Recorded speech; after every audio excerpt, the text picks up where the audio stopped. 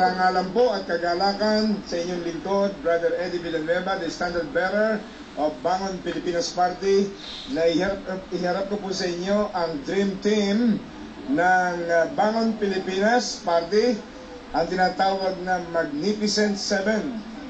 At ang bawat isa po dito ay kumakatawan sa lahat ng mahalagang sektor ng ating lipunan.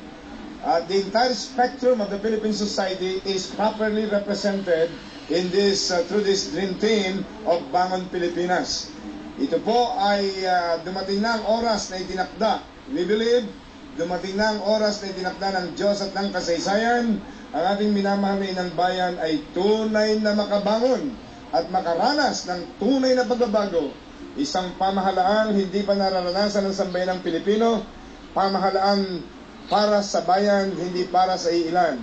Kaya ito po ang aming inihahandog sa inyo. Simula na ito ng bagong Pilipinas.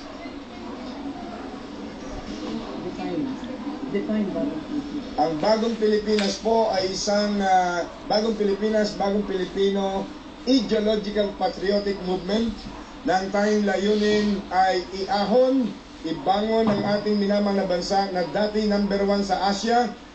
Until 1943, according to history, mas mayaman sa Japan, subalit pagkatapos ng 50 taon, in social time, ay bumaksak ang Pilipinas, inabutan ng mga kapitbahay na bansa, maging Vietnam, according to historical data, inabutan tayo ng Vietnam as far as economic growth percentage is concerned.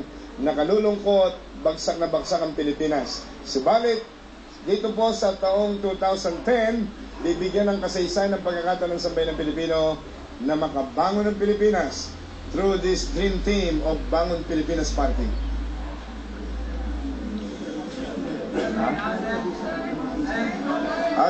Gusto ko pong bigyan din, ang Bangon Pilipinas ay absolutely non-traditional political party.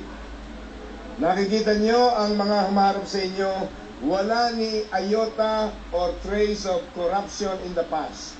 Not beholden to any political power, not beholden to any business economic power, not beholden to any religious power, beholden only to